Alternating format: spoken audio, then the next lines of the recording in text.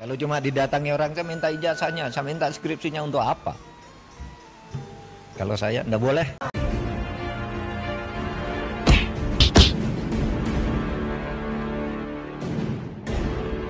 Assalamualaikum warahmatullahi wabarakatuh. Om Swastiastu, Namo Buddhaya, salam kebajikan. Sahabat-sahabat dimanapun juga berada, sepertinya nyanyian para kucluk pembegal ijazah yang hari ini semakin gencar saja melawan narasi UGM, dan kali ini saya kira akan berakhir, sahabat, sebab ada satu pernyataan Prof Mahfud sebagaimana yang saya tampilkan di awal video itu.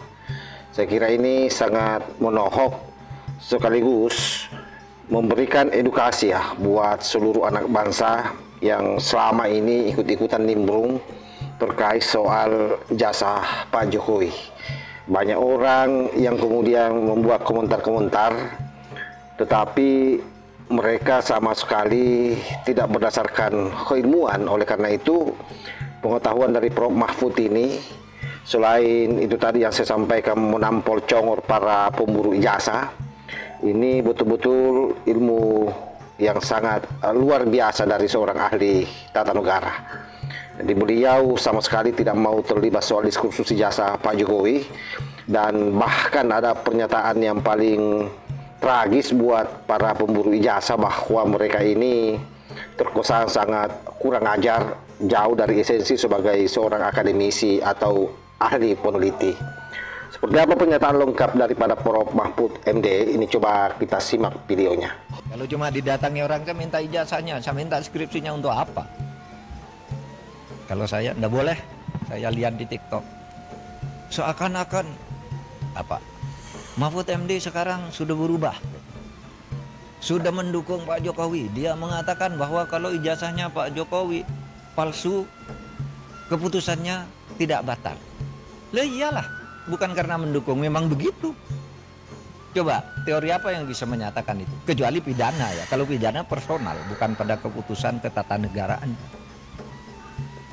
Iya, saya bilang.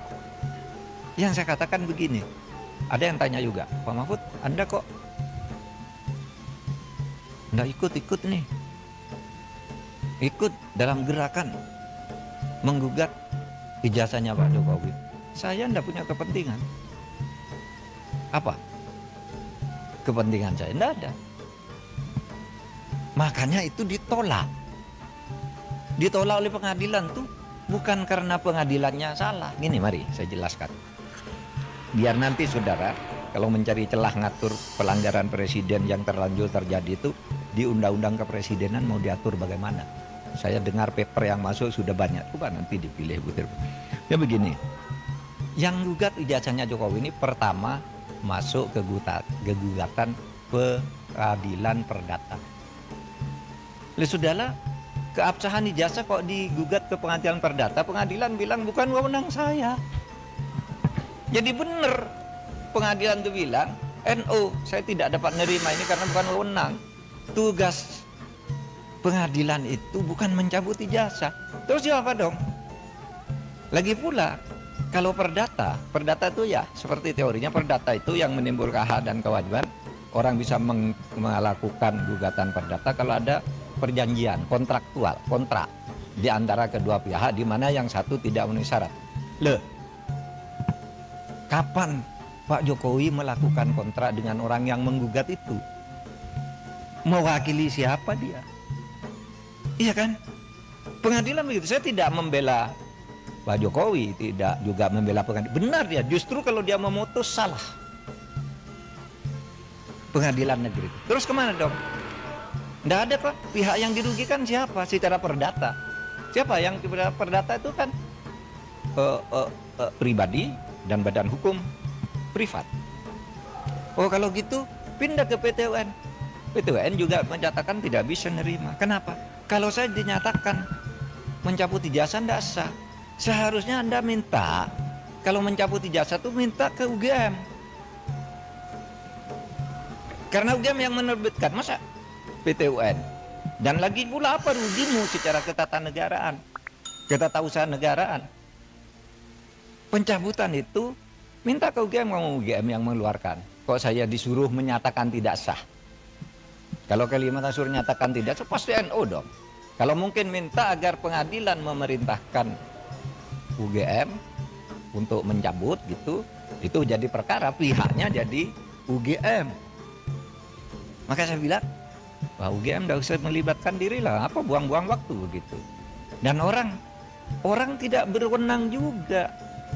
Lembaga hukum perdata privat, kelompok orang datang ke UGM memaksa saya minta lihat ijazahnya Pak Jokowi, tidak bisa. Kalau begitu setiap orang bisa datang ke sana minta melihat ijazahnya Pak Mahfud apa. Gitu. Misalnya, saudara nulis nih kayak ini. Profesor Dr. Muhammad Mahfud MD SHSU, benar. Tapi sekarang yang beredar Profesor Dr. Muhammad Mahfud MD SHSU MIP. Yang di kepres yang terakhir itu ada MIP-nya. Saya tidak pernah mengusulkan nama MIP itu. Tapi saya tahu, kira-kira orang yang membuat kepres ini tahu bahwa saya punya gelar MIP dari UGM. Tetapi MIP itu sudah ditulis di SU itu, karena saya lulus UGM S2 itu. Waktu itu lulus, tahun 87 itu gelar S2 UGM namanya SU, Sarjana Utama. Sesudah itu ganti MA, Magister Artium.